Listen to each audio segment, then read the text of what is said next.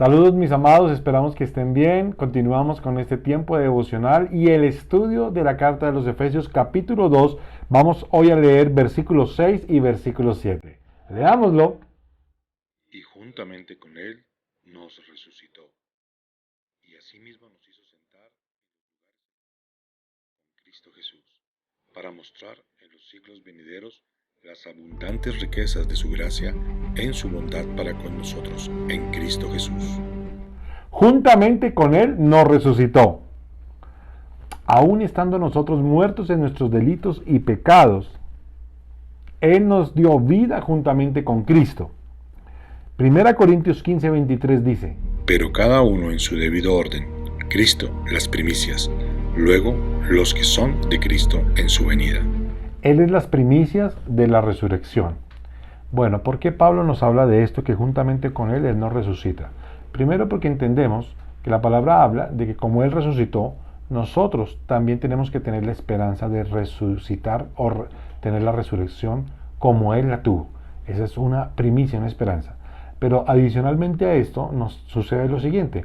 Dios, ¿sí?, al haber resucitado a su Hijo, al ser nosotros hijos de Él, entonces Él ya nos ve a un futuro en ese estado de resurrección. Entonces, juntamente con Él nos resucita, ¿sí?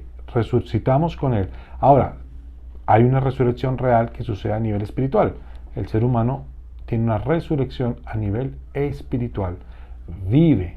Y no tenemos que esperar a morir para comenzar a vivir. Nosotros, aún en este tiempo, desde que tengamos el señorío de Jesús y tengamos su gobierno, lo que está sucediendo en nosotros es que nuestra vida espiritual ya está en resurrección, ya tenemos comunión con Él, ya se comienzan todos esos atributos, habilidades y la gloria de Dios a través de nuestra vida a regenerar y comienza a volver a su estado natural y normal, obviamente en una proporción muy limitada a lo que va a ser el día que podamos verle a Él cara a cara, que va a ser en la plenitud perfecta. Bueno, entonces, ¿cómo logró Cristo nuestra salvación?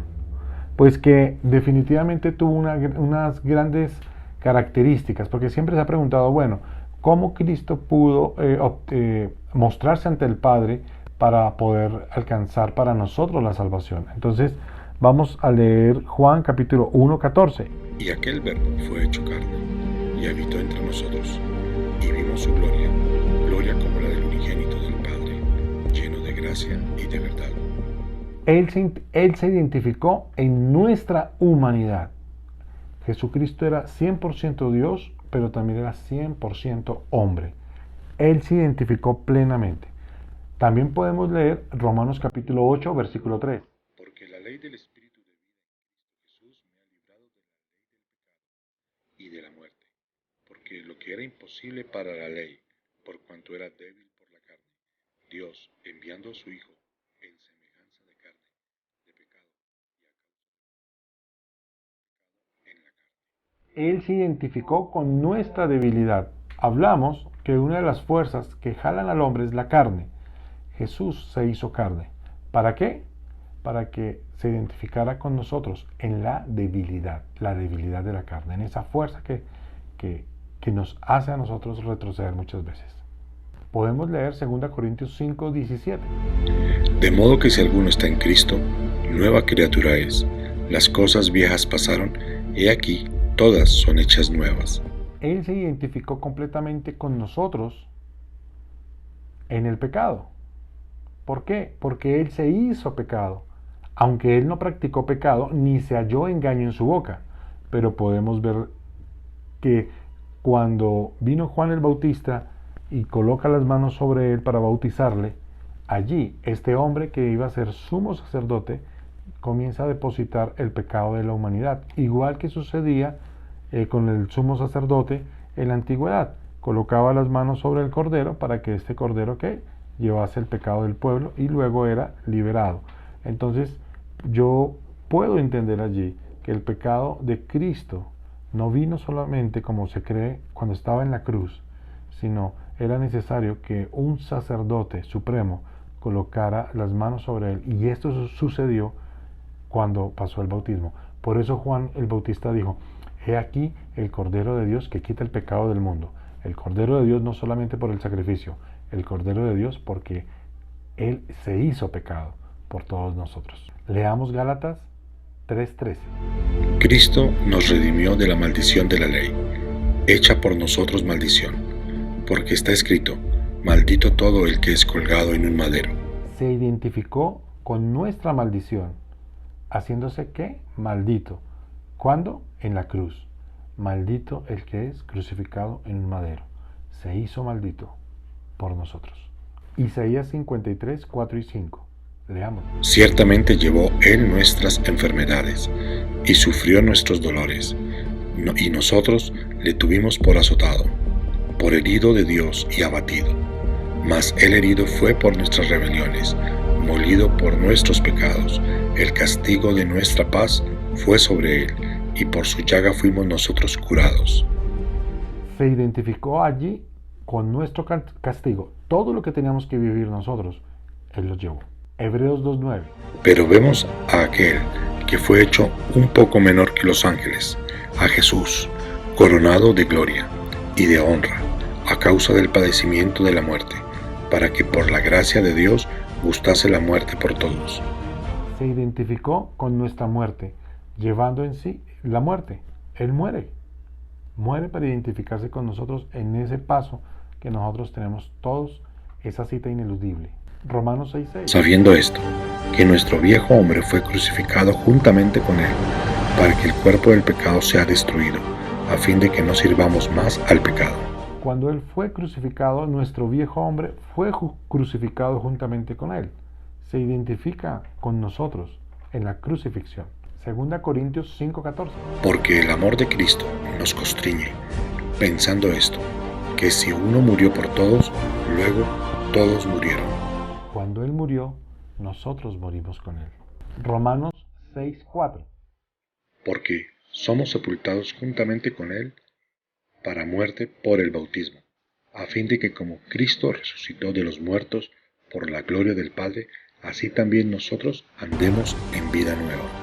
Cuando fue sepultado, lo que nosotros antes éramos, también fue sepultado con Él. Así fue como Jesús logró todo el proceso para que nosotros pudiéramos obtener a través del señorío de Él la salvación. Pero miremos que el hombre siempre está viviendo una doble tensión física y espiritual. Físicamente porque tenemos que continuar viviendo nuestras vidas, tenemos situaciones humanas, terrenales, deberes, responsabilidades, hambre, frío, sufrimiento, esfuerzo en el trabajar, dolor, debilidad, enfermedad y hasta la muerte. Entonces es una presión física que seguimos viviendo. No es porque el Señor te provee la salvación, estas cosas cambian. Tenemos que continuar viviéndolas y estamos bajo esa tensión permanentemente. Pero por dentro tenemos el potencial de Dios. Por eso es que cuando tú estás con los hermanos de la iglesia, y son hermanos en realidad, discípulos del Señor, puedes ver a Cristo a través de sus vidas, a Cristo a través de esa debilidad, de esa humanidad que ellos tienen. Entonces, ellos, todos los hombres, tenemos la capacidad de contener esa presencia de Dios. Y los discípulos ya tienen esa presencia de Cristo a través del Espíritu Santo en las vidas de cada creyente. Entonces, espiritualmente estamos sentados en los lugares celestiales. Y yo te quiero hacer una pregunta. ¿Tú ya haces parte de estar sentado en los lugares celestiales y reconoces que los hermanos de tu iglesia también lo están? Bueno, hagamos en este momento una oración por aquellos que aún no están sentados en los lugares celestiales para que les podamos predicar y llevar las buenas nuevas del Evangelio. Jesús dijo, vayan y hagan discípulos. Jesús no te mandó a hacer otra cosa diferente, no te mandó a hacer cantidad de obras o cantidad de actividades. Él te mandó fue a hacer discípulos, no tus discípulos, los discípulos de Él. Entonces, oremos por esos nuevos discípulos. Jesús dijo también otro día, orad para que el Padre envíe obreros a su mies. La mies es mucha y los obreros son pocos. Entonces vamos a orar en este momento, porque esos nuevos creyentes son los que van a ayudar a recoger esa mies que es del Señor. Oremos. Padre, te damos gracias por este tiempo, Señor, y por esa identificación que tú diste, Señor, tan inmensa y grande, Señor, sobre la humanidad, Señor. Hiciste todo, te identificaste en todas las áreas, Señor, pero con la diferencia que pasaste, Señor, y sobrepasaste, Señor, la necesidad que se tenía para que nosotros podamos ser redimidos. Te damos gracias, Padre, por ese sacrificio tan grande que hizo tu Hijo, nuestro Señor.